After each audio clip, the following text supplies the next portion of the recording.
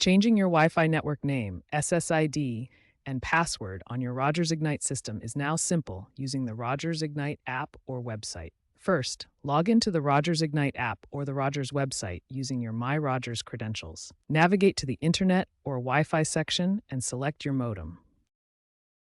Under Network Settings, you can edit the SSID and password for your 2.4 GHz, 5 GHz, and 6 GHz bands. After saving the changes, your modem will apply them wirelessly, usually within a minute. All your devices will be disconnected, and you'll need to manually reconnect each one to the new network using the updated SSID and password. Rogers even offers an AI-assisted smart reconnect feature within the app to help automatically detect and prompt reconnection for disconnected devices with a QR code or one-tap push notification as of September 2025. When changing your SSID, remember a few key points.